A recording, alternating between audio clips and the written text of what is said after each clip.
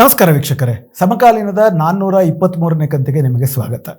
ಇದೇ ಸೆಪ್ಟೆಂಬರ್ 5ಕ್ಕೆ ದಿಟ್ಟ ಪತ್ರಕರ್ತೆ, ಸಾಮಾಜಿಕ ಚಳುವಳಿಗಳ ಸಂಗಾತಿ, ಅತ್ಯಂತ ದೊಡ್ಡ ಮಾನವತಾವಾದಿ ಗೌರಿ ಲಂಕೇಶ್ ಅವರು ಹತ್ಯೆಯಾಗಿ 7 ವರ್ಷಗಳು ತುಂಬುತ್ತೆ. ಕಳೆದ 7 ವರ್ಷದಲ್ಲಿ ಈ ದೇಶದಲ್ಲಿ, ಈ ನಾಡಿನಲ್ಲಿ ಸಾಕಷ್ಟಾಗಿದೆ. ತಪ್ಪಿತಸ್ಥರಿಗೆ ಶಿಕ್ಷೆ ಆಗಬೇಕು ಅನ್ನುವಂತಹ ಜನರ ಬೃಹತ್ ಹೋರಾಟಗಳಿಗೆ ಮಣಿದು ಅವತ್ತಿನ ಸಿದ್ದರಾಮಯ್ಯನವರ ಸರ್ಕಾರವೇ ಒಂದು SITಯನ್ನು ನೇಮಕ ಮಾಡಿತ್ತು. SIT ಬಹಳ ಕಷ್ಟಪಟ್ಟು ತಾಂತ್ರಿಕ ವಿಧಾನಗಳನ್ನೆಲ್ಲ ಬಳಸಿ ಸಾಕಷ್ಟು ಪುರಾವೆಗಳನ್ನು ಸಂಗ್ರಹಿಸಿ 19 ಜನ ಆರೋಪಿಗಳಲ್ಲಿ 18 ಜನರನ್ನು ಬಂಧಿಸಿ ಇವತ್ತು 18 ಜನ ಹೆಚ್ಚು ಕಡಿಮೆ 2018ನೇ ಇಸ್ವಿಯಿಂದಲೂ ಕೂಡ ಜೈಲಲ್ಲಿದ್ದಾರೆ. ಇವರೆಲ್ಲರ ಮೇಲೆ KCOCA, Karnataka organised crimes prevention of organised crimes act ಅಡಿನಲ್ಲಿ ಹಲವಾರು ಕೇಸುಗಳು ದಾಖಲೆಯಾಗಿದೆ. ಪ್ರಮುಖವಾಗಿ ಕೊಲೆ, ಸಂಚು ಇತ್ಯಾದಿಗಳೆಲ್ಲವೂ ಕೂಡ. ಹಾಗೂ ಇವರೆಲ್ಲರೂ ಕೂಡ ಒಂದು ಕ್ರಿಮಿನಲ್ ಸಿಂಡಿಕೇಟ್, ಒಂದು ಟೆರರಿಸ್ಟ್ ಸಿಂಡಿಕೇಟ್ ಅನ್ನು ಒಂದು ಮಾಡಿಕೊಂಡಿದ್ದಾರೆ ಅನ್ನೋದು ಕೂಡ ಇವತ್ತು SITಯ ತನಿಖೆಯಲ್ಲಿ ಸ್ಪಷ್ಟವಾಗಿದೆ. ಅಂದರೆ ಇವರೆಲ್ಲರೂ ಕೂಡ ಸೈದ್ಧಾಂತಿಕ ಕಾರಣಗಳಿಗೆ, ಯಾಕಂದರೆ ನೀವು ಇದರ ಬಗ್ಗೆ ಸುಮಾರಷ್ಟು ನಾವು ವಿಡಿಯೋಗಳನ್ನ ಮಾಡಿದ್ದೀವಿ, ಅದರಲ್ಲಿ ಗಮನಿಸಿರ್ತೀರಿ. ಯಾರಿವರನ್ನ ಕೊಂದರು, ಪರಶುರಾಮ್ ವಾಘ್ಮೋರೆ ಆಗಿರ್ಬೋದು, ಅವರನ್ನು ಗೌರಿ ಮನೆ ತನಕ ಕರ್ಕೊಂಡೋದಂಥ ಅಮಿತ್ ಬಡ್ಡಿ ಆಗಿರ್ಬೋದು, ಈ ಇಡೀ ಬರೀ ಗೌರಿ ಲಂಕೇಶ್ ಕೊಂದಂಥ ಇಡೀ ಈ ತಂಡವೇ ದಾಬೋಲ್ಕರ್ ಅವ್ರನ್ನ, ಪಾನ್ಸಾರೆ ಅವ್ರನ್ನ, ಪ್ರೊಫೆಸರ್ ಕಲಬುರ್ಗಿ ಅವ್ರನ್ನ ಕೊಂದ ತಂಡವು ಅಂತೇಳಿ ಗೌರಿ ತನಿಖೆಯಲ್ಲಿ ವ್ಯಕ್ತವಾಗಿರೋ ವಿಷಯ. ಈ ಇಡೀ ತಂಡ ವಿಚಾರಣೆಯ ವೇಳೆ ತಾವು ಸನಾತನ ಸಂಸ್ಥೆ ಅನ್ನುವಂತಹ ಒಂದು ಹಿಂದುತ್ವವಾದಿ ಸಂಸ್ಥೆಯಿಂದ ಪ್ರಭಾವಕ್ಕೊಳಗಾಗಿದ್ದೀವಿ ಅಂತ ತುಂಬ ಸ್ಪಷ್ಟವಾಗಿ ಹೇಳಿದ್ದಾರೆ. ಮತ್ತು ಇವರ ಶೆಲ್ಟರ್ಗಳ ಮೇಲೆ ದಾಳಿ ಮಾಡಿದಾಗ ಸನಾತನ್ ಪ್ರಭಾತ್ ಅನ್ನುವಂತಹ ಸನಾತನ ಸಂಸ್ಥೆಯ ಅವರ ಮಾಸಿಕವಾದಂಥ ಪತ್ರಿಕೆ ಇರ್ಬೋದು, ಕ್ಷಾತ್ರ ಧರ್ಮ ಸಾಧನ, ಅದು ಅವರ ಬೈಬಲ್. ಆ ಕ್ಷಾತ್ರ ಧರ್ಮ ಸಾಧನದ ಹಲವಾರು ಪುಸ್ತಕಗಳು ಕೂಡ ಸಿಕ್ಕಿದೆ. ಕ್ಷಾತ್ರ ಧರ್ಮ ಸಾಧನ ಏನು ಹೇಳುತ್ತಪ್ಪ ಅಂತಂದರೆ, ಅವರ ಜಯಂತ ತಾವಲೆ ಅಂಥೇಳಿ ಅವರ ನಾಯಕ, ಅವರು ಅವತಾರ ಪುರುಷ, ಕೃಷ್ಣ, ಅವರ ನಾಲ್ಗೆ ಮೇಲೆ ಕೃಷ್ಣ ಇರ್ತದೆ, ಓಂ ಇರ್ತದೆ ಅಂತ ಈ ಥರದ್ದೆಲ್ಲ ಅವ್ರ ನಂಬಿಕೆಗಳು. ಅವ್ರು ಹೇಳೋದೇನಪ್ಪ ಅಂತಂದರೆ, ಹಿಂದೂ ಧರ್ಮಕ್ಕೆ ಅತಿ ದೊಡ್ಡ ಹಾನಿಯನ್ನು ಮಾಡ್ತಾ ಇರುವಂಥದ್ದು ಹಿಂದೂ ಧರ್ಮದೊಳಗಿರುವ ವಿಚಾರವಾದಿಗಳು. ಆದ್ದರಿಂದ ಈ ವಿಚಾರವಾದಿಗಳನ್ನು ಕೊಲ್ಲುವುದು, ಕೊಂದು ಹಾಕುವುದು ಸದ್ಧರ್ಮ. ಆದ್ದರಿಂದ ಈ ಸದ್ಧರ್ಮವನ್ನು ಪಾಲಿಸಿದ್ರೆ ನಿಮಗೆ ಸ್ವರ್ಗದಲ್ಲಿ ಮೇನಕೆಯರು ಸಿಗ್ತಾರೆ ಎನ್ನುವ ಅರ್ಥದಲ್ಲಿ ಕ್ಷಾತ್ರಧರ್ಮ ಸಾಧನ ಅವ್ರಿಗೆ ಬೋಧಿಸುತ್ತೆ. ಇವರೆಲ್ಲರೂ ಕೂಡ ಅದರಿಂದ ವಿಶೇಷವಾದ ಪ್ರಭಾವಕ್ಕೆ ಒಳಗಾದವರು. ಹೀಗಾಗಿಯೇ ವೈಚಾರಿಕತೆಯನ್ನು, ಎಲ್ಲ ಧರ್ಮಗಳಲ್ಲಿರುವ ಮೌಢ್ಯವನ್ನು, ಜನರ ಐಕ್ಯತೆಯನ್ನು ಪ್ರತಿಪಾದಿಸ್ತಿದ್ದಂಥ ದಾಬೋಲ್ಕರ್, ಪನ್ಸಾರೆ, ಕಲಬುರ್ಗಿ ಮತ್ತು ಗೌರಿ 4 ಜನರನ್ನು ಕೊಂದರು. ಮತ್ತು ಅವ್ರ ಪಟ್ಟಿ ಇನ್ನೂ ತುಂಬ ದೊಡ್ಡದಿತ್ತು. ಕರ್ನಾಟಕದಲ್ಲೇ ಸುಮಾರು KS ಭಗವಾನ್ ಇರ್ಬೋದು, ಮತ್ತು ನರೇಂದ್ರ ನಾಯಕ್ ಅವರೇನಿದ್ದಾರೆ ವಿಚಾರವಾದಿ, ಅವರು ಇರ್ಬೋದು. ಈ ಥರದ್ದೊಂದು ಸುಮಾರು ಜನರ ಪಟ್ಟಿ ಅವರಲ್ಲಿತ್ತು. ಗೌರಿ ಅವರ ಹತ್ಯೆ ಆದ ನಂತರ ಏನು ತನಿಖೆ ಚುರುಕುಗೊಂಡು ಇವರೆಲ್ಲ ಬಂಧನಕ್ಕೊಳಗಾದರು. ಆದ್ದರಿಂದ ಗೌರಿ ಸತ್ತು ಸುಮಾರಷ್ಟು ಜನರನ್ನ ಇವತ್ತು ಉಳಿಸಿದ್ದನ್ನು ಕೂಡ ನಾವು ನೋಡ್ತೀವಿ. ಸಾರಾಂಶದಲ್ಲಿ ಇವತ್ತು ನಾನು ಏನು ಚರ್ಚೆ ಮಾಡೋದಕ್ಕೆ ಬಯಸ್ತಿದ್ದೀನಿ ಅಂತಂದರೆ, ಇದೊಂದು ತಂಡ, ಒಂದು ಕ್ರಿಮಿನಲ್ ಸಿಂಡಿಕೇಟ್, ಒಂದು ಟೆರರಿಸ್ಟ್ ಸಿಂಡಿಕೇಟ್. ಇದು ಈ ಸಿಂಡಿಕೇಟು, ಅದರಿಂದಲೇ ಕೋಕಾ ಅಡಿ ಇವರನ್ನು ಬಂಧಿಸಲಾಗಿದೆ. ಕೋಕಾ ಅನ್ನುವಂಥದ್ದು ಇತರ ಸಾಮಾನ್ಯ ಕಾಯ್ದೆಗಳಿಗಿಂತ ಒಂದು ವಿಶೇಷವಾದಂಥ ಕಾಯ್ದೆ. ಇದರಲ್ಲಿ ಜಾಮೀನು ಸಿಗುವುದು ಕಷ್ಟದಾಯಕವಾದದ್ದು. ಆದರೆ ವಿಚಾರಣೆ ಮುಗಿಯುವ ತನಕ ಯಾರನ್ನಾದರೂ ಬಂಧನದಲ್ಲಿ ಇಡಬೇಕಾ ಅನ್ನುವಂತಹ ಮಾನವ ಹಕ್ಕುಗಳ ಪ್ರಶ್ನೆ ನಮ್ಮ ಮುಂದೆ ಬಂದೇ ಬರುತ್ತೆ. 6 ತಿಂಗಳ ತನಕ ಚಾರ್ಜ್ ಶೀಟನ್ನು ಹಾಕುವುದಕ್ಕೆ ವಿಶೇಷ ಅನುಮತಿಯನ್ನು ಕೋಕಾ ಅಡಿನಲ್ಲಿ ಪ್ರಾಸಿಕ್ಯೂಟರ್ ಪಡ್ಕೊಳ್ಬೋದು. ಅವೆಲ್ಲ ಮಾಡೇನೆ 2018ರಲ್ಲಿ ಸುಮಾರೊಂದು 10,000 ಪುಟಗಳ ಚಾರ್ಜ್ ಶೀಟನ್ನು ಕೋರ್ಟ್ಗೆ ಸಲ್ಲಿಸಲಾಯಿತು. ವಿಶೇಷ ಪಬ್ಲಿಕ್ ಪ್ರಾಸಿಕ್ಯೂಟರ್ ಆಗಿ ಜನಪರವಾದಂಥ ವಕೀಲ ಬಾಲನ್ ಅವರು ಇದನ್ನು ಆರ್ಗ್ಯೂ ಮಾಡ್ತಿದ್ದಾರೆ. ಆದರೆ ಇದಕ್ಕೊಂದು ವಿಶೇಷ ಕೋರ್ಟ್ ಒಂದು ಸ್ಥಾಪನೆ ಆಗಿದ್ದರೆ ವಿಚಾರಣೆ ತ್ವರಿತವಾಗಿ ನಡೀತಿತ್ತು. ಯಾಕಂದರೆ ಸುಮಾರು 1200 ಪುರಾವೆಗಳು, 450 ಸಾಕ್ಷಿಗಳನ್ನು ಪ್ರಾಸಿಕ್ಯೂಷನ್ ಪಟ್ಟಿ ಮಾಡಿದರು.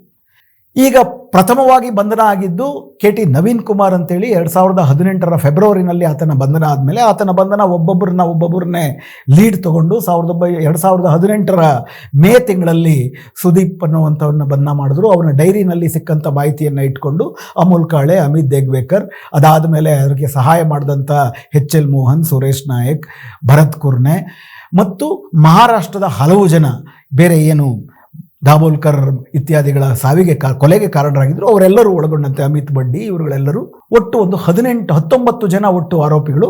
18 ಜನ ಹೆಚ್ಚು ಕಡಿಮೆ 2018ರ ನವೆಂಬರ್ ವೇಳೆಗೆ ಎಲ್ಲರೂ ಬಂಧನಕ್ಕೊಳಗಾಗ್ತಾರೆ.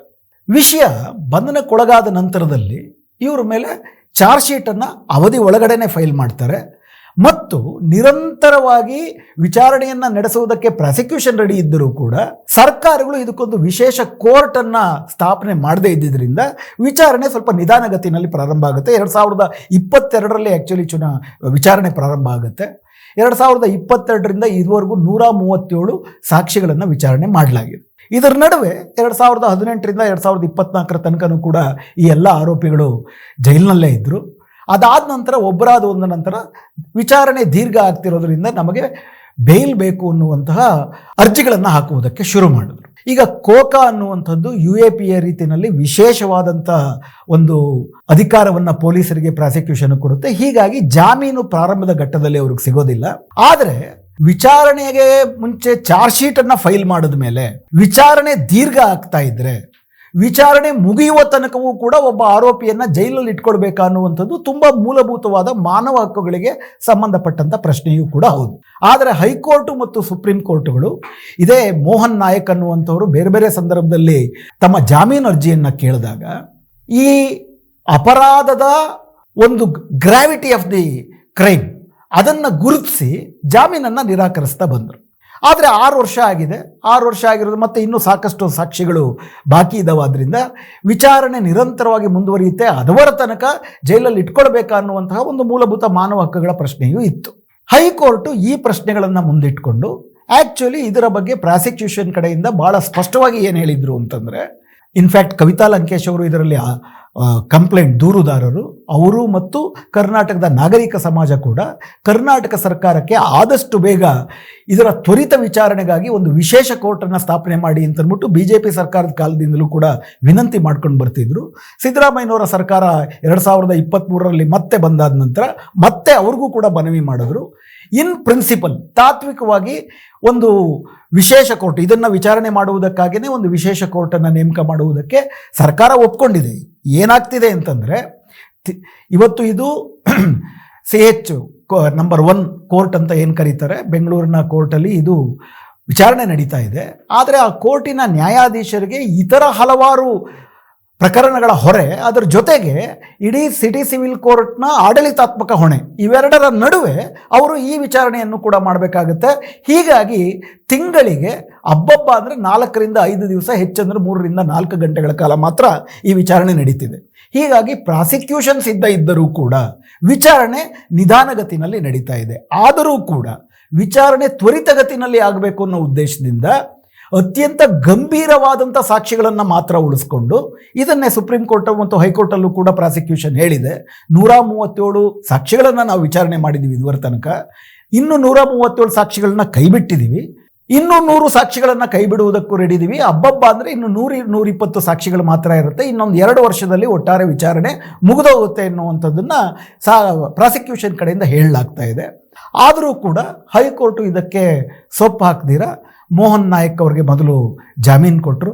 ಅದಾದ ನಂತರದಲ್ಲಿ ಮೋಹನ್ ನಾಯಕ್ ಅವರಿಗೆ ಕೊಟ್ಟಂಥ ಜಾಮೀನನ್ನೇ ಆಧರಿಸಿ KT ನವೀನ್ ಕುಮಾರು, ಅಮಿತ್ ದೇಗ್ವೇಕರ್ ಇವರುಗಳಿಗೂ ಕೂಡ ಜಾಮೀನು ಸಿಕ್ತು. ಆದರೆ ಇವರಿಗೆ ಮೋಹನ್ ನಾಯಕ್ಗೆ ಸಿಕ್ಕಂಥ ಜಾಮೀನನ್ನು ಕವಿತಾ ಲಂಕೇಶ್ ಅವರು ಪ್ರಶ್ನಿಸಿ ಸುಪ್ರೀಂ ಕೋರ್ಟಲ್ಲಿ ಅರ್ಜಿಯನ್ನು ಸಲ್ಲಿಸಿದರು.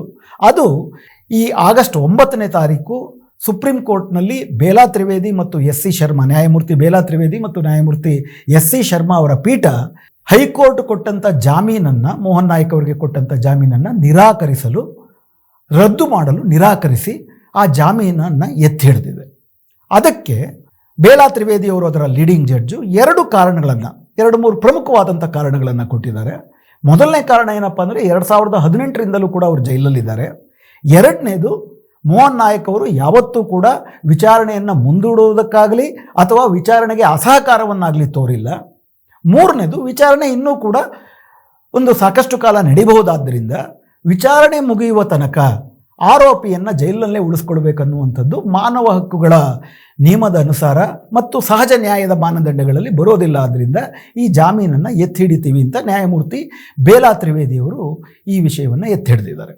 ಅವರ ಮುಂದೆ ಕೋಕಾಗೆ ಸಂಬಂಧ ಒಂದು ಆರ್ಗನೈಸ್ಡ್ ಸಿಂಡಿಕೇಟ್ ಆಗಿ ಇವರು ಮಾಡಿರುವ ಕೊಲೆಗಳ ಪಟ್ಟಿ, ಮಾಡಬೇಕು ಅಂದುಕೊಂಡಂಥ ಕೊಲೆಗಳ ಪಟ್ಟಿ, ಇದರಿಂದ ಒಟ್ಟಾರೆ ಸಮಾಜಕ್ಕೆ ಆಗ್ತಿದ್ದಂಥ ಅನಾಹುತ, ದೊಡ್ಡ ರೀತಿಯಾದಂಥ ಒಂದು ಟೆರರಿಸ್ಟ್ ಸಿಂಡಿಕೇಟ್ ಆಗಿ ಕೆಲಸ ಮಾಡ್ತಿದ್ದರಿಂದ ಕಾನೂನು ಸುವ್ಯವಸ್ಥೆ ಮೇಲೆ ಬೀರಬಹುದಾದಂಥ ಪರಿಣಾಮ, ಇವೆಲ್ಲವನ್ನು ಕೂಡ ವಿವರಿಸಿದ್ರು ಕೂಡ ಅದನ್ನು ಮತ್ತೆ ವಿಚಾರಣೆ ಮುಗಿಯುವ ತನಕ ಜೈಲಿನಲ್ಲಿ ಉಳಿಸ್ಕೊಳ್ಬೇಕಾ ಅನ್ನುವಂತಹ ಸಹಜ ನ್ಯಾಯದ ತೂಕವನ್ನು ಎರಡನ್ನು ಹೋಲಿಸಿ ನೋಡಿದಾಗ ಬೇಲಾ ತ್ರಿವೇದಿಯವರ ಪೀಠ ಸಹಜ ನ್ಯಾಯಕ್ಕೆ ಮನ್ನಣೆಯನ್ನು ಕೊಟ್ಟು ಆಗಸ್ಟ್ 9ನೇ ತಾರೀಕು ಮೋಹನ್ ನಾಯಕ್ ಅವರ ಜಾಮೀನು ಅರ್ಜಿಯನ್ನು ಜಾಮೀನನ್ನು ಎತ್ತಿ ಹಿಡಿದಿದೆ.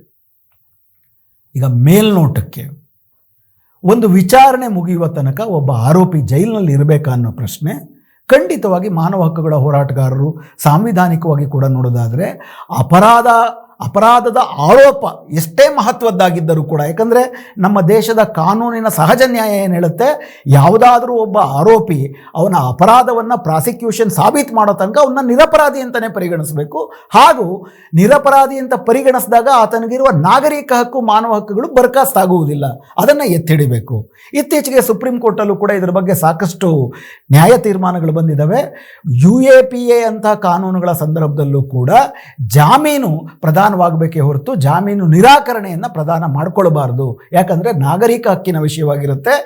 ಅಪರಾಧ ಎಂಥದೇ ಗುರುತರವಾಗಿದ್ದರೂ ಕೂಡ ಸಾಬೀತಾಗೋ ತನಕ, ವಿಚಾರಣೆ ಮುಗಿಯೋ ತನಕ ಇಡುವಂಥದ್ದು ಮಾನವ ಹಕ್ಕುಗಳ ಉಲ್ಲಂಘನೆ. ಯಾಕಂದರೆ ಅದನ್ನು ನಿರಪರಾಧಿ ಅಂತ ಭಾವಿಸಬೇಕು, ಅಪರಾಧಿ ಅಂತ ಸಾಬೀತಾಗುವ ತನಕ ಅನ್ನೋದು ಸಹಜ ನ್ಯಾಯದ ವಿಷಯ. ಇದು ಸರಿಯಾದದ್ದೇ. ಆ ಅರ್ಥದಲ್ಲಿ ಗೌರಿ ಲಂಕೇಶ್ ಅವರ ಹತ್ಯೆ ಆರೋಪಿಗಳೇನಿದ್ದಾರೆ ಅವರೆಲ್ಲರೂ ಆರೋಪಿಗಳೇ. ಆ ಆರೋಪಿಗಳು ಮೇಲ್ನೋಟಕ್ಕೆ ಒಬ್ಬ ನ್ಯಾಯ ಮನಸ್ಕತೆ ಉಳ್ಳಂತಹ ಸಂವಿಧಾನಬದ್ಧವಾದಂಥ ಒಬ್ಬ ನ್ಯಾಯಾಧೀಶ ಪೀಠದಲ್ಲಿ ಕೂತ್ಕೊಂಡ್ರೆ ಪ್ರಾಸಿಕ್ಯೂಷನ್ ಕೊಟ್ಟಿರುವ ಪುರಾವೆಗಳನ್ನು ಆಧರಿಸಿ ಖಂಡಿತ ಈ 18 ಜನರಿಗೂ ಕೂಡ ಶಿಕ್ಷೆ ಆಗಬೇಕು. ಶಿಕ್ಷೆಯಲ್ಲಿ ಬೇರೆ ಬೇರೆ ಪ್ರಮಾಣಗಳಿರ್ತವೆ. ನೇರವಾಗಿ ಕೊಂದವ್ರಿಗೆ ಬೇರೆ ಥರ ಶಿಕ್ಷೆ ಆಗುತ್ತೆ, ಅದಕ್ಕೆ ನೇರವಾಗಿ ಸಹಕರಿಸಿದವರು ಕರ್ಕೊಂಡೋದ್ರಿಗೆ ಬೇರೆ ಥರ ಶಿಕ್ಷೆ, ಅವ್ರಿಗೆ ಬೇಕಾಗಿದ್ದಂಥ ಶೆಲ್ಟರು ಇತ್ಯಾದಿಗಳನ್ನು ಮಾಡಿಕೊಟ್ಟವ್ರಿಗೆ ಬೇರೆ ಥರ ಶಿಕ್ಷೆ, ಬೇರೆ ಬೇರೆ ಥರ ಆಗುತ್ತೆ. ಆದರೆ ಆ ವಿಚಾರಣೆ ಆಗುವ ತನಕವೂ ಕೂಡ ಜೈಲಲ್ಲಿ ಇಟ್ಕೊಳ್ಳೋದು ಸರಿಯಲ್ಲ. ಬೇಲಾ ತ್ರಿವೇದಿಯವರ ಈ ಮಾನದಂಡಗಳು ಸೂಕ್ತವಾದದ್ದು. ಹಾಗಾದರೆ ಈ ಚರ್ಚೆ ಏನು ಮಾಡ್ತಿದ್ದೀವಿ? ಚರ್ಚೆ ಏನಪ್ಪ ಅಂದರೆ, ಬೇಲಾ ತ್ರಿವೇದಿಯವರು, ನ್ಯಾಯಮೂರ್ತಿ ಬೇಲಾ ತ್ರಿವೇದಿಯವರು ಹಿಂದುತ್ವ ಸಂಘಟನೆಯಾಗಿರುವ ಸನಾತನ ಸಂಸ್ಥೆಯ ಆರೋಪಿಗೆ ಈ ಮಾನದಂಡಗಳನ್ನು ಏನು ನ್ಯಾಯಿಕವಾಗಿ ಅನ್ವಯಿಸಿದರೆ, ಇದೇ ಮಾನದಂಡಗಳನ್ನು ತಮ್ಮ ಪೀಠದ ಮುಂದೆ ಬಂದಂತಹ ಮೋದಿ ಸರ್ಕಾರದ ವಿಮರ್ಶಕರ ಬಗ್ಗೆ, ಮಾನವ ಹಕ್ಕುಗಳ ಹೋರಾಟಗಾರರ ಬಗ್ಗೆ ಇದೇ ಮಾನದಂಡವನ್ನು ಏಕೆ ಅನ್ವಯಿಸುವುದಿಲ್ಲ? ಈ ದೇಶದಲ್ಲಿ ಸನಾತನ ಸಂಸ್ಥೆಯ ಥರ ಹಿಂದುತ್ವವಾದಿ ಆರೋಪಿಗಳಿಗೆ ಒಂದು ನ್ಯಾಯ, ಈ ದೇಶದ ಸಂವಿಧಾನದಕ್ಕೆ ಬದ್ಧವಾಗಿದ್ದುಕೊಂಡು ನ್ಯಾಯ, ನೀತಿ, ಸಮಾನತೆ, ಭ್ರಾತೃತ್ವ, ಸಂವಿಧಾನದ ಬಗ್ಗೆ ಮಾತಾಡ್ತಾ ಅದಕ್ಕಾಗಿ ಹೋರಾಟ ಮಾಡುವಂತಹ ಯುವಕರಿಗೆ, ಮುದುಕರಿಗೆ, ಇಂಥ ಆ್ಯಕ್ಟಿವಿಸ್ಟ್ಗಳಿಗೆ ಇನ್ನೊಂದು ನ್ಯಾಯವಿದೆಯಾ ಅಂತಂದ್ಬಿಟ್ಟು ಬೇಲಾ ತ್ರಿವೇದಿಯವರು ಕೊಟ್ಟಿರೋ ಜಾಮೀನಲ್ಲಿ ಎತ್ತಿರುವ ಮಾನದಂಡಗಳನ್ನು ನೋಡಿದಾಗ ತುಂಬ ಗಂಭೀರವಾದ ಪ್ರಶ್ನೆ ಬರುತ್ತೆ.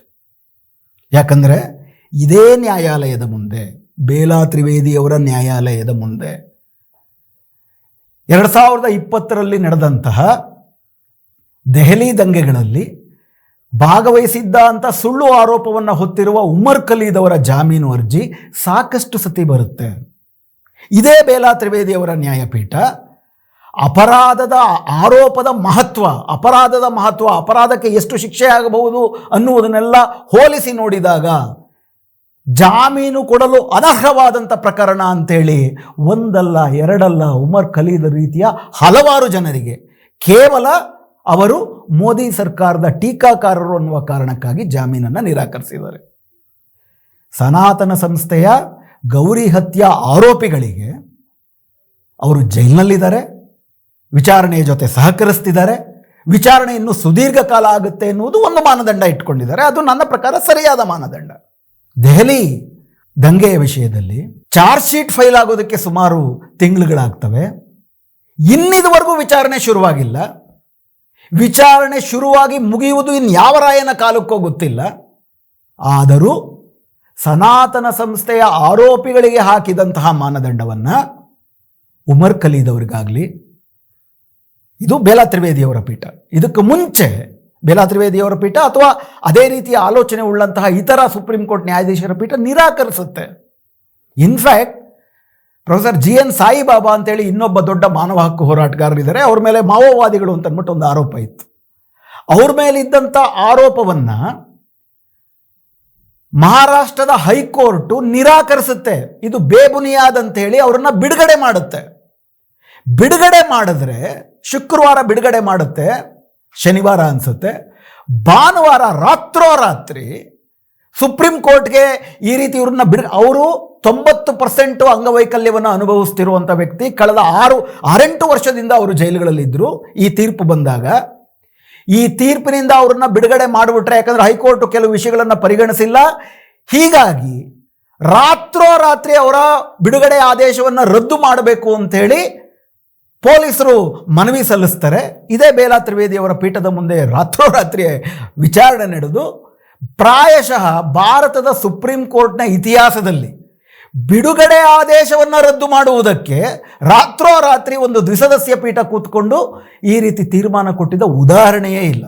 ಅಷ್ಟು ಅತ್ಯುತ್ಸಾಹದಲ್ಲಿ ನ್ಯಾಯಮೂರ್ತಿ ಬೇಲಾ ತ್ರಿವೇದಿಯವರು, ಯಾಕಂದರೆ ಪ್ರೊಫೆಸರ್ GN ಸಾಯಿಬಾಬಾ ಅವರು ಕೂಡ ಈ ಕೋಮುವಾದದ ವಿರುದ್ಧ, ಮಾನವ ಹಕ್ಕುಗಳ ಪರವಾಗಿ, ಆದಿವಾಸಿಗಳ ಪರವಾಗಿ ಮಾತಾಡ್ತಿದ್ರು. ಅವರ ಬಿಡುಗಡೆ ಆದೇಶವನ್ನೇ ತಡೆ ಹಿಡಿದ್ರು.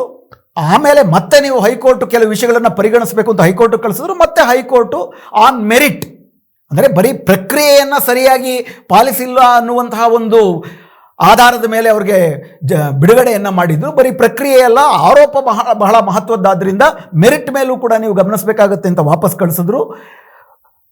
ಮಹಾರಾಷ್ಟ್ರದ ಹೈಕೋರ್ಟಿನ ನಾಗಪುರದ ಪೀಠ ಮೆರಿಟ್ ಮೇಲೆ ನೋಡಿದಾಗಲೂ ಕೂಡ ಇವರ ಮೇಲೆ ಶಿಕ್ಷೆ, ಈ ಆರೋಪವನ್ನು ಹೊರಿಸಿರೋದ್ರಲ್ಲಿ ಯಾವುದೇ ಹುರುಳಿಲ್ಲ ಅಂತೇಳಿ ಅವ್ರನ್ನ ಬಿಡುಗಡೆ ಮಾಡಿದ್ರು. ಅಂತಿಮವಾಗಿ ಅವರು ಬಿಡುಗಡೆ ಆದರು.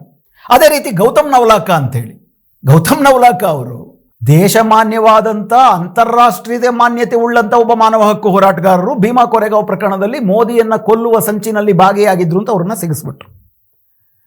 ಬಹಳಷ್ಟು ಕಾಲ ಹೋರಾಟ ಮಾಡಾದ ಮೇಲೆ ಅವ್ರಿಗೆ ಜಾಮೀನು ಸಿಕ್ತು. ವ್ಯತ್ಯಾಸ ನೋಡಿ, ಮೋಹನ್ ನಾಯಕ್ ಇರ್ಬೋದು, KT ನವೀನ್ ಕುಮಾರ್ ಆಗಿರ್ಬೋದು, ಹಿಂದುತ್ವವಾದಿ ಆರೋಪಿಗಳಿಗೆ ಜಾಮೀನು ಕೊಟ್ಟಾಗ ಷರತ್ತುಗಳು ಹೆಂಗಿರ್ತವೆ, ಇವ್ರ ಮೇಲೆ ಗೌತಮ್ ನವಲಾಖಾ ಅವ್ರ ಮೇಲೆ ಹಾಕಿದಂಥ ಷರತ್ತುಗಳೇನು, ಮುಂಬೈ ಬಿಟ್ಟು ಹೊರಗಡೆ ಹೋಗಂಗಿಲ್ಲ, ಅವರು ಮುಂಬೈನವರಲ್ಲ, ದೆಹಲಿಯವರು. ಅವರ ಮೊಬೈಲು 24 ಗಂಟೆ ಆನ್ ಆಗಿರಬೇಕು, ಹಾಗೂ 24 ಗಂಟೆ ಅವರ ಮೊಬೈಲ್ನ ಸಂಪೂರ್ಣವಾಗಿ ಪೊಲೀಸರ ನಿಗರಾಣಿನಲ್ಲಿ ಇಟ್ಟಿರಬೇಕು. ಅವ್ರನ್ನ ಭೇಟಿಯಾಗುವುದಕ್ಕೆ ಯಾರೂ ಬರೋಂಗಿಲ್ಲ. ಹೆಚ್ಚು ಕಡಿಮೆ ಹೌಸ್ ಅರೆಸ್ಟ್ ಥರ, ಜೈಲಿಂದ ಹೊರಗಡೆ ಬಂದು ಹೌಸ್ ಅರೆಸ್ಟ್ ಆದಂಥ ಥರ. ಸ್ಟ್ಯಾನ್ ಸ್ವಾಮಿ ಅಂತ ಭೀಮಾ ಕೊರೆಗಾಂವ್ ಪ್ರಕರಣ ತಮಗೆ ಜ್ಞಾಪಕ ಇರ್ಬೋದು. 83 ವಯಸ್ಸಿನ ವೃದ್ಧ, ಒಬ್ಬ ಪಾದ್ರಿ, ಸಂತ ಪಾದ್ರಿ ಆತ ಜಾರ್ಖಂಡಲ್ಲಿ ಆದಿವಾಸಿಗಳ ಪರವಾಗಿ ಹೋರಾಟ ಮಾಡ್ತಿದ್ರು ಅನ್ನೋ ಕಾರಣಕ್ಕಾಗಿ ಆತನ್ನು ಭೀಮಾ ಕೊರೆಗಾಂವ್ ಪ್ರಕರಣದಲ್ಲಿ ಜಾರ್ಖಂಡ್ನಿಂದ ಅರೆಸ್ಟ್ ಮಾಡ್ಕೊಂಡು ಬಾಂಬೆನಲ್ಲಿ ಹಾಕಿದ್ರು. ಅವ್ರಿಗೆ ಪಾರ್ಕಿನ್ಸನ್ ಕಾಯಿಲೆ ಇತ್ತು, ಕೈ ನಡುಗ್ತಾ ಇತ್ತು, ನೀರು ಕುಡಿಯೋಕ್ಕಾಗ್ತಿರ್ಲಿಲ್ಲ. ನನಗೆ ಕೈನಲ್ಲಿ ಲೋಟ ಇಟ್ಕೊಂಡು ನೀರು ಕುಡಿಯೋಕ್ಕಾಗೋದಿಲ್ಲ, ಒಂದು ಸ್ಟಾ ಕೊಡಿಸಿ ನನಗೆ ಅಂತ ಕೇಳಿದ್ದಕ್ಕೆ 1 ತಿಂಗಳು ಹೈಕೋರ್ಟಲ್ಲಿ ಈ ವೃದ್ಧರಿಗೆ ಸ್ಟಾ ಕೊಡಬೇಕಾ ಬಿಡಬೇಕಂತ ಚರ್ಚೆ ನಡೆಯುತ್ತೆ. ಅವರು ಕೋವಿಡ್ ಬರುತ್ತೆ, ತತ್ತರಿಸಿ ಜಾಮೀನು ಕೇಳ್ತಾರೆ, ಕೊಡೋದಿಲ್ಲ. ಅಂತಿಮವಾಗಿ ಜುಲೈ 5ನೇ ತಾರೀಕು 2022ನೇ ಇಸ್ವಿನಲ್ಲಿ ಅವರು ಕಸ್ಟಡಿನಲ್ಲೇ ಆಸ್ಪತ್ರೆಯಲ್ಲಿ ಸಾಯ್ತಾರೆ. ಜಾಮೀನು ಯಾತಕ್ಕೆ ಕೊಡಲಿಲ್ಲ ಅಂತಂದರೆ, ಈ ಹಿಂದುತ್ವವಾದಿ ಆರೋಪಿಗಳಿಗೆ ಹಾಕಿದ್ರಲ್ಲ ಬೇಲಾ ತ್ರಿವೇದಿಯವರು ಮಾನದಂಡ. ಏನು ಮಾನದಂಡ? ಅಪರಾಧ ಎಂಥದ್ದೇ ಗುರುತರವಾಗಿದ್ದರೂ ಕೂಡ ವಿಚಾರಣೆ ಮುಗಿಯುವ ತನಕ ಜೈಲಿನಲ್ಲಿ ಇಟ್ಕೊಳ್ಳುವುದು ಮಾನವ ಹಕ್ಕುಗಳ ಉಲ್ಲಂಘನೆ ಎನ್ನುವ ಮಾನದಂಡವನ್ನು ಸ್ಟ್ಯಾನ್ ಸ್ವಾಮಿಗೂ ಕೂಡ ಹಾಕಿದ್ದಿದ್ರೆ ಅವರಿವತ್ತು ಬದುಕ್ತಿದ್ರು. ಇವತ್ತು ಕೂಡ 2018ರಲ್ಲಿ ಬಂಧನಕ್ಕೆ ಒಳಗಾದಂಥ, ಭೀಮಾ ಕೊರೆಗಾಂವ್ನಲ್ಲಿ ಪ್ರಕರಣದಲ್ಲಿ ಬಂಧನಕ್ಕೆ ಒಳಗಾದಂಥ ಸುಮಾರು 11 ಜನ ಇವತ್ತು ಜೈಲಿನಲ್ಲಿದ್ದಾರೆ. 2018ರಲ್ಲೇ ಗೌರಿ ಲಂಕೇಶ್ ಅವರ ಹತ್ಯಾ ಪ್ರಕರಣದಲ್ಲಿ ಸನಾತನ ಸಂಸ್ಥೆಯ ಮಾಜಿ ಸದಸ್ಯರುಗಳು ಕೂಡ ಬಂಧನಕ್ಕೊಳಗಾದರು. ಅವರೆಲ್ಲ ಬಿಡುಗಡೆ ಆಗ್ತಿದ್ದಾರೆ. ಇನ್ನಿದುವರೆಗೂ ಕೂಡ ಬೇರೆ ಹಲವಾರು ವಿಶೇಷ ಪ್ರಕರಣಗಳಿಗೆ ವಯಸ್ಸು ಇತ್ಯಾದಿನ ಪಡ್ಕೊಂಡು ಪ್ರೊಫೆಸರ್ ಆನಂದ್ ತೇಲ್ತುಂಬಡೆ, 84 ವಯಸ್ಸಿನ ವರವರ್ ರಾವ್ ಅವರು, ಸುಧಾ ಭರದ್ವಾಜ್ ಅನ್ನುವಂತಹ ವಕೀಲರು, ಇತ್ತೀಚೆಗೆ ಶೋಮಾ ಸೇನ್ ಅನ್ನೋರು ಬಿಡುಗಡೆ ಆಗಿದ್ದಾರೆ. ಬಿಟ್ಟರೆ ಇನ್ನೂ 11 ಜನ ಭೀಮಾ ಕೊರೆಗಾಂವ್ ಪ್ರಕರಣದಲ್ಲಿ 2018ರಲ್ಲಿ ಅರೆಸ್ಟ್ ಆದವರು ಇವತ್ತಿನವರೆಗೂ ಬಿಡುಗಡೆ ಆಗಿಲ್ಲ. ದೆಹಲಿ ಗಲಭೆಗಳಲ್ಲಿ ಉಮರ್ ಖಲೀದ್ ಅವರ ಜೊತೆಗೆ ಏನೊಂದು 10 ಜನ ಅರೆಸ್ಟ್ ಆಗಿದ್ದಾರೆ. ಅವರ ಹೆಸರುಗಳ ಕಾರಣಕ್ಕಾಗಿ ಅವರನ್ನ ಜಾಮೀನಿಂದ ಬಿಡುಗಡೆ ಮಾಡಿಲ್ಲ. ಹಾಗಿದ್ದ ಪಕ್ಷದಲ್ಲಿ ಇದು ತಾರತಮ್ಯ ಅಲ್ವಾ? ಇವತ್ತಿನ ಪ್ರಶ್ನೆ ಇದು. ಗೌರಿ ಲಂಕೇಶ್ ಅವರ ಆರೋಪಿಗೆ ವಿಚಾರಣೆ ಮುಗಿಯುವ ತನಕ ಜಾಮೀನು ಕೊಡಬಾರದು ಅನ್ನುವಂಥದ್ದು ಸಂವಿಧಾನ ಬಾಹಿರವಾದದ್ದು, ಅನಾಗರಿಕವಾದದ್ದು. ಅದರಲ್ಲಿ ಎರಡನೇ ಮಾತಿಲ್ಲ. ಯಾವುದೇ ಒಂದು ನಾಗರಿಕ ಪ್ರಜಾತಾಂತ್ರಿಕ ಸಮಾಜ ಈ ರೀತಿ ಅನ್ಯಾಯಯುತವಾದಂಥ ಕಾನೂನುಗಳನ್ನೇ ಮಾಡಬಾರ್ದು. ನನ್ನನ್ನು ಕೇಳಿದ್ರೆ ಕೋಕಾ ಮತ್ತು UAPA ಅಂತ ಕಾನೂನುಗಳು ಕೂಡ ನಾಗರಿಕ ಸಮಾಜಕ್ಕೆ ವ್ಯತಿರಿಕ್ತವಾದದ್ದು. ಹೀಗಾಗಿ ಜಾಮೀನು ಕೊಡಬೇಕು. 6 ವರ್ಷ ಆಗಿದ್ದಾರೆ ಜೈಲಿನಲ್ಲಿ ಇದ್ಕೊಂಡು. ಅಕಸ್ಮಾತ್ ಕೆಲವರಲ್ಲಿ 18 ಜನರಲ್ಲಿ ಕೆಲವ್ರಿಗೆ ಶಿಕ್ಷೆ ಆದರೆ 6 ವರ್ಷದ ತನಕ ಶಿಕ್ಷೆನೇ ಆಗದೇ ಇರಬಹುದು. ಹೀಗಾಗಿ ಚಾರ್ಜ್ ಶೀಟನ್ನು ಫೈಲ್ ಮಾಡಿದ ಮೇಲೆ FIR ಮೊದಲು ದಾಖಲು ಮಾಡ್ತಾರೆ. FIR ಇಂದ ಚಾರ್ಜ್ ಶೀಟ್ ಅವಧಿ ಒಳಗಡೆ ಇವ್ರನ್ನ ಹೊರಗಡೆ ಬಿಟ್ಟರೆ ಸಾಕ್ಷಿ ನಾಶ ಮಾಡ್ಬೋದು ಅಥವಾ ತಪ್ಪಿಸ್ಕೊಂಡು ಓಡೋಗ್ಬೋದು. ಇವೆರಡು ಕಾರಣಗಳಿಗಾಗಿ ಅವ್ರನ್ನ ಜುಡಿಷಿಯಲ್ ಕಸ್ಟಡಿಗೆ ಕೊಡ್ತಾರೆ. ಚಾರ್ಜ್ ಶೀಟ್ ಫೈಲ್ ಮಾಡಿದ ಮೇಲೆ ಅಂದರೆ ವಿಚಾರಣೆ ಎಲ್ಲ ಮುಗಿದು ಸಾಕ್ಷಿ ಪುರಾವೆಗಳನ್ನ ಸಂಗ್ರಹಿಸಿ ಆಗಿದೆ ಅಂತ ಅರ್ಥ. ಹಂಗಾದ ಮೇಲೆ ಚಾರ್ಜ್ ಶೀಟ್ ಫೈಲ್ ಮಾಡಿದ ನಂತರ ಬೇಲ್ ಇಸ್ ದಿ ನಾರ್ಮ್. ಜಾಮೀನನ್ನು ಕೊಡತಕ್ಕದ್ದು ಜಾಮೀನು ಹಕ್ಕು. ಅದು ಗೌರಿ ಲಂಕೇಶ್ ಹತ್ಯೆ ಆರೋಪಿಗಳಿಗೂ ಕೂಡ ಅನ್ವಯವಾಗಬೇಕು. ಅದೇ ರೀತಿ ಇವತ್ತು ದೇಶಾದ್ಯಂತ ಕೇವಲ ಮೋದಿ ಸರ್ಕಾರದ ವಿಮರ್ಶಕರು, ಮಾನವ ಹಕ್ಕುಗಳ ಹೋರಾಟಗಾರರು ಅನ್ನೋ ಕಾರಣಕ್ಕಾಗಿ ಮತ್ತು ಪೊಲೀಸರ ಪೂರ್ವಾಗ್ರಹಗಳಿಗೆ ತುತ್ತಾಗಿ ಜೈಲಿನಲ್ಲಿರುವಂತಹ ಸಾವಿರಾರು ಜನರಿಗೂ ಕೂಡ ಅದೇ ಲಾಭ ಅನ್ವಯ ಆಗಬೇಕು. ಇಲ್ಲದಿದ್ದರೆ ಈ ದೇಶದಲ್ಲಿ ಹಿಂದುತ್ವವಾದಿಗಳಿಗೆ ಒಂದು ನ್ಯಾಯ, ಅವರ ಆರೋಪಿಗಳಾದರೂ ಅವರಿಗೆ ವಿಶೇಷವಾದಂಥ ನ್ಯಾಯ ಸಂಹಿತೆ, ಹಾಗಲ್ಲದವರಿಗೆ ಇನ್ನೊಂದು ನ್ಯಾಯ ಸಂಹಿತೆ ಅಂತೇಳಿ ಎರಡೆರಡು ನ್ಯಾಯ ಸಂಹಿತೆಗಳಿದೆಯಾ ಅನ್ನುವ ಪ್ರಶ್ನೆ ಬರುತ್ತೆ. ನ್ಯಾಯಮೂರ್ತಿ ಬೇಲಾ ತ್ರಿವೇದಿ ಅವರು ಈ ರೀತಿ ತಾರತಮ್ಯದಿಂದ ಕೂಡಿದಂತಹ ತೀರ್ಮಾನಗಳನ್ನು ಕೊಟ್ಟು ಆ ಒಂದು ಸಂದೇಹವನ್ನು ಸಮಾಜದಲ್ಲಿ ಇನ್ನೊಂದಷ್ಟು ದುರದೃಷ್ಟವಶಾತ್ ಜಾಸ್ತಿ ಮಾಡಿದ್ದಾರೆ. ಹೀಗಾಗಿ ಇದೇ ಮಾನದಂಡಗಳನ್ನು ಸುಪ್ರೀಂ ಕೋರ್ಟ್ ಒಂದು ವಿಚಾರಣೆಗೆ ಸಹಕರಿಸ್ತಿದ್ದಾರೆ, ದೀರ್ಘಕಾಲ ಜೈಲಿನಲ್ಲಿದ್ದಾರೆ, ಚಾರ್ಜ್ ಶೀಟ್ ಫೈಲ್ ಆಗಿದೆ, ವಿಚಾರಣೆ ಶುರುವಾಗಿದೆ, ವಿಚಾರಣೆ ಸದ್ಯಕ್ಕೆ ಮುಗಿಯುವಂತಹ ಯಾವುದೇ ಸಂಭವವಿಲ್ಲ. ಆ ಕಾರಣಕ್ಕಾಗಿ ಜಾಮೀನು ಅವರ ಹಕ್ಕು ಅನ್ನುವ ಮಾನದಂಡ ಏನಿದೆ ಅದೇ ಮಾನದಂಡವನ್ನು ಉಳಿದ ಆರೋಪಿಗಳಿಗೆ ಅವರ ಆರೋಪ, ಅವರ ಅಪರಾಧ ಏನು ಅವ್ರ ಮೇಲೆ ಹೊರಿಸಲಾಗಿದೆ ಅದು ಎಂಥದೇ ಮಹತ್ವದ್ದಾಗಿದ್ದರೂ ಅವ್ರಗಳಿಗೂ ಕೂಡ ವಿಸ್ತರಿಸುವಂತಹ ಸಮಾನ ನ್ಯಾಯವನ್ನು ಕೊಡಬೇಕು ಅಂಥೇಳಿ ನಾಗರಿಕರು ಆಗ್ರಹಿಸಬೇಕು ಅಂತ ನನಗನ್ಸುತ್ತೆ. ತಮಗೇನನ್ಸುತ್ತೆ ತಿಳಿಸಿ. ನಮಸ್ಕಾರ.